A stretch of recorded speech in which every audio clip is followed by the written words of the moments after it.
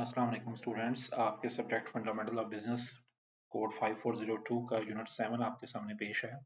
इसमें हम business support services को डिस्कस करेंगे और इस यूनिट के अंदर चार मेन टॉपिक्स को डिस्कस किया जाएगा। सबसे पहले हम इंश्योरेंस के टॉपिक को डिस्कस करेंगे, then we will discuss about the stock exchange and its working.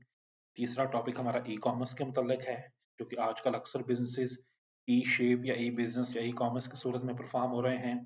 और लास्टली हम इंफॉर्मेशन टेक्नोलॉजी और आईटी का रोल पढ़ेंगे, वो क्या हो सकता है बिजनेस के अंदर। तो सबसे पहले हम इंश्योरेंस के मुतल्लिक पढ़ते हैं।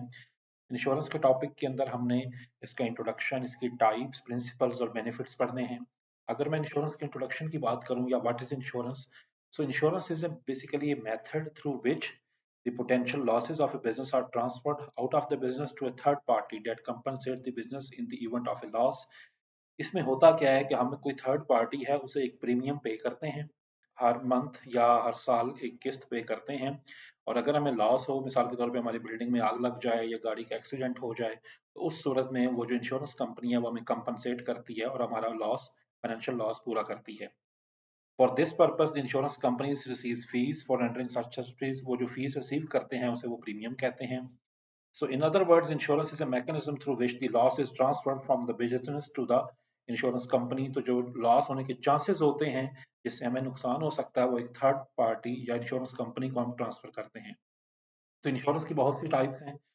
ब्रॉडर टाइप तो लाइफ इंश्योरेंस ही है। लाइफ इंश्योरेंस क्या होता है कि इसमें एक it is a type of insurance in which a person pays premium annually to the insurance company to cover the risk of death. Death की सूरत में उसके वरसा को फिर पैसे मिल जाते हैं, जिससे वो थोड़ी सी उनकी फाइनेंशियल कंपनसेशन हो सकती है। देन मेडिकल इंश्योरेंस है, आप अपनी हेल्थ की इंश्योरेंस करा सकते हैं, इंश्योरेंस कंपनी को प्रीमियम पे करें और जब आप बीमार होंगे तो वो आपके हॉस्पिटल का बिल पे करेंगे। देन फायर इंश्योरेंस है, आपकी बिल्डिंग को वो कवर करते हैं और अगर आप बिल्डिंग में आग लग जाए तो उस सूरत में आपको फाइनेंशियली कंपनसेट करते हैं। Then we have marine insurance, अगर आप शिप के जरिए कुछ चीजें भिजवा रहे हैं तो उसकी इंश्योरेंस करवानी होती है ताकि अगर लॉस हो जाए तो इंश्योरेंस कंपनी कंपनसेट करती है। ऑटो इंश्योरेंस है, ऑटो इंश्योरेंस की सूरत में आप अपनी व्हीकल्स की प्रोटेक्शन के लिए करवाते हैं और अगर कोई लॉस हो, एक्सीडेंट हो, तो कंपनी आपको पे करती है। इस तरह मशीनरी की इंश्योरेंस है, आप अपनी लाइबिलिटी की इंश्योरेंस करा सकते हैं, एक्सीडेंट की इंश्योरेंस करा सकते हैं, अपने एम्प्लॉयज की इंश्योरेंस करा सकते हैं। इस्लामिक इंश्योरेंस भी इसकी एक टाइप आ गई है जिसे तकाफुल कहते हैं। सो इंश्योरेंस की बहुत सी टाइप्स हैं। आपकी जो बुक है उसके अंदर आप पढ़ेंगे और ब्रीफ साथ इलिस्ट्रेशंस दी गई हैं, तो ये डिफरेंट उसकी टाइप्स हैं।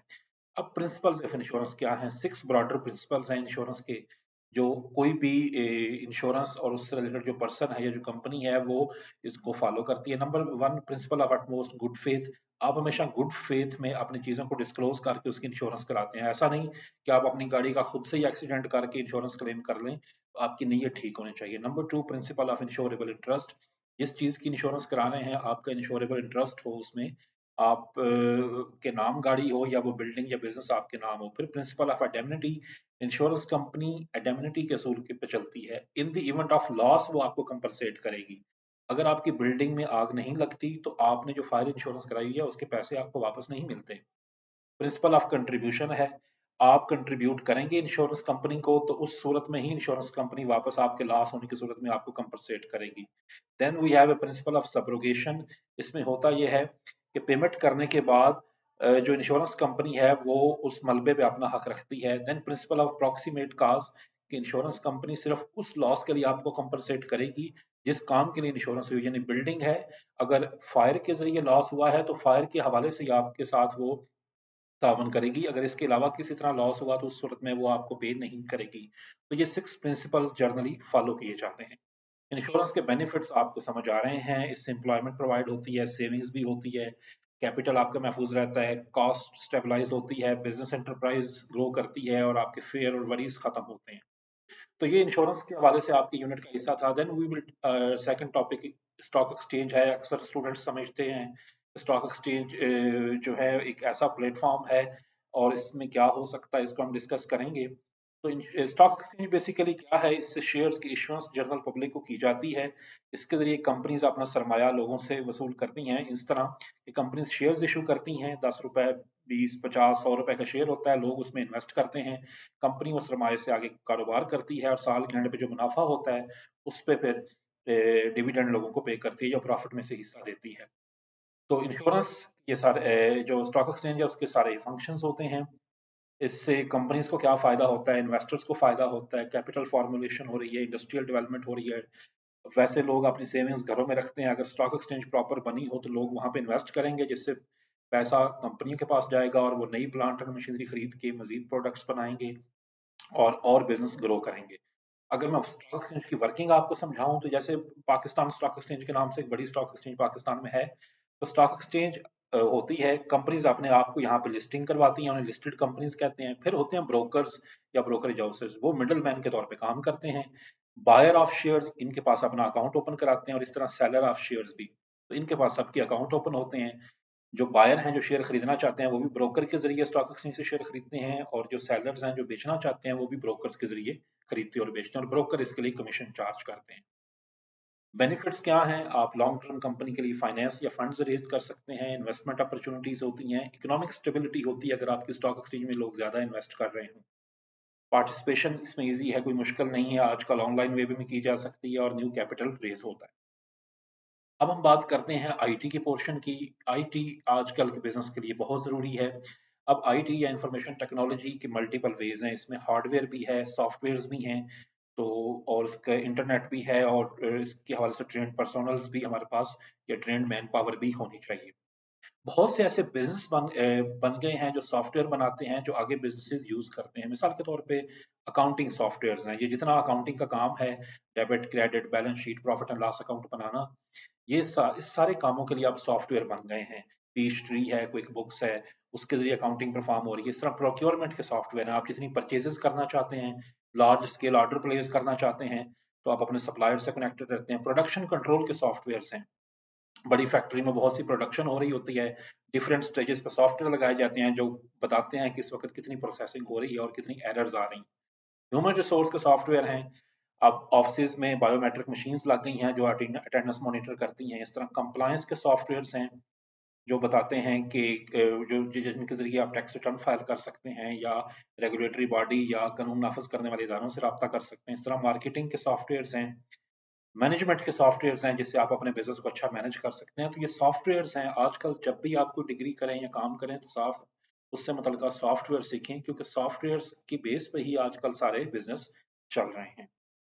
तो सॉफ्टवेयर सेलेक्ट करते वक्त इन बातों का ख्याल रखें कि आपके कस्टमर्स की डिमांड क्या है, कल्चरल फैक्टर्स कौन से हैं।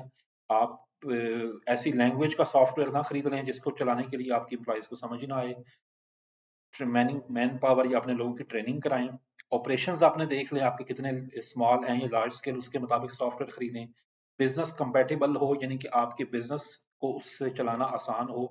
ऐसा नहीं ऐसा सॉफ्टवेयर ले लें जिसको चलाने के लिए बहुत बड़ी एम्प्लॉयज रखने पड़े, टाइम अवेलेबिलिटी हो, फाइनेंशियल रिसोर्सेज आपके पास हों जिसकी बेस पे आप ये खरीद सकें, डाटा आपका सेफ रहे, उसमें इंडस्ट्री प्रैक्टिसेस से अलाइंड हो, और आपका जो लेवल ऑफ कंपटीशन है उसको पहले से मजीद बेहतर अंदाज में ये परफॉर्म करे। तो सॉफ्टवेयर मुंतखब करते हुए इन सारी बातों का ख्याल रखना होता है। सॉफ्टवेयर के बेनिफिट्स जैसे लिखे हुए हैं, आपको आसानी से समझ आ सकते हैं।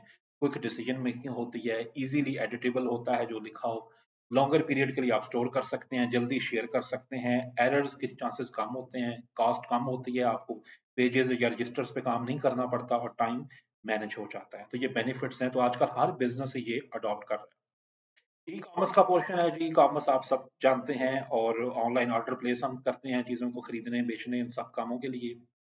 तो ये ई कॉमर्स है, और आप इसकी वेबसाइट्स भी हैं, एप्स भी बनी हुई हैं जिसके जरिए हम करते हैं। इसमें बिजनेस टू बिजनेस ट्रांजैक्शन भी है, बिजनेस ही खरीदार हैं, बिजनेस ही बेचते हैं, बिजनेस टू कंज्यूमर भी हैं, जो डायरेक्ट आप उनकी वेबसाइट से ऑर्डर प्लेस करते हैं। कंज्यूमर टू बिजनेस भी हैं, बाद दफा लोग अपने इस्तेमाल की सेकंड हैंड चीजें बिजनेस को बेच देते हैं। कंज्यूमर टू कंज्यूमर भी हैं, जैसे पार्क व्हील्स, OLX, ये प्लेटफॉर्म्स हैं। गवर्नमेंट टू कंज्यूमर्स भी हैं, तो डिफरेंट वे हैं। ई कॉमर्स की वेब साइट को वाले से, या इसको जो अफेक्ट करते हैं फैक्टर्स, वो ये हैं कि टेक्नोलॉजी कौन सी है, ट्रांसपोर्टेशन अवेलेबल है, क्योंकि हर ई कॉमर्स की ट्रांजैक्शंस के साथ लॉजिस्टिक सपोर्ट होना जरूरी है। पेमेंट सिस्टम क्या है, ऑनलाइन पे होगा या कैश ऑन डिलीवरी होगा, कल्चरल फैक्टर देखने होते हैं, और ग्लोबलाइजेशन को देखना होता है, और सपोर्टिंग लॉज देखने होते हैं। ये सारे फैक्टर्स ई कॉमर्स की ट्रांजैक्शंस को अफेक्ट करते हैं। बेनिफिट्स आपको नजर आ रहे हैं, आप पूरी दुनिया में अपनी चीजें बेच सकते हैं, स्टोरेज कास्ट कम कर रखनी पड़ती है, फौरी ऑर्डर दें और फौरी चीजें डिलीवर करें, सेल्स आपकी बढ़ जाती है और कॉस्ट आपकी रिड्यूस होती है। तो ये आपका यूनिट था जी।